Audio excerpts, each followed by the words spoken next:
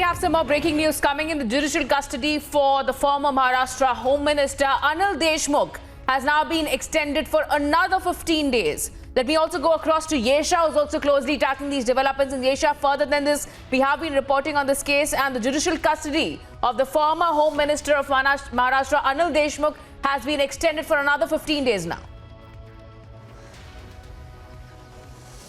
That's right. So now this is a procedure that's been followed wherein once the accused is in judicial custody, it gets extended by 15 days in the court automatically. So it is just that the lawyers of the accused sometimes have to be present, or the court sends this letter to the accused inside the jail, or they produce via a VC, which is where now we see that Anil Deshmukh, the former Home Minister of Maharashtra, who was arrested by the Enforcement Directorate just before Diwali, he was in fact in the custody of Enforcement Directorate for good 14 days, wherein in these 14 days he was asked questions about the 100 crore Vasuli angle of Maharashtra government, wherein the former Mumbai Police Commissioner Parambir Singh had alleged that it was he who was giving instructions to both Sachin Waze as well as some other associates of Parambir Singh, asking them to extort 100 crores from bars and restaurants. Now, this was what the allegation was. Apart from that, there are certain money laundering allegations against the Deshmukh family as well, which is where we had also seen that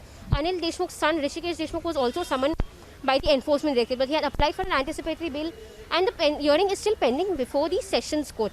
However, Anil Deshmukh was arrested and is being questioned in that case. So in that context, we see that Parambir Singh had also recorded a statement with the Enforcement Directorate. Apart from that, the fresh statement of Sachin Waze was also recorded in Taloja jail just a few days back, to corroborate all the statements of Anil Deshmukh, that of Parambir Singh, as well as the statement of Sachin Waze. So all these statements can in fact throw a light on the entire investigation, because parallelly we see that both Anil Deshmukh as well as Sachin Waze have been appearing before the Chandiwal Commission for the last 2 days. Today there was cross-questioning of Sachin Waze, which was being done by Anil Deshmukh's lawyers, wherein in fact a particular point that is of prime importance to be understood in this case is that Sachin Waze clearly denied that he was involved in any kind of an extortion. However, the other allegations, the other witnesses and key points from several other cases pinpoint to how Sachin Waze was extorting money from bars and restaurants. All right, thank you so much, Yesha, for getting us that update. We'll be closely tracking the developments further. Meanwhile, the judicial custody of the former Maharashtra Home Minister Anil Deshmukh has now been extended for another 15 days.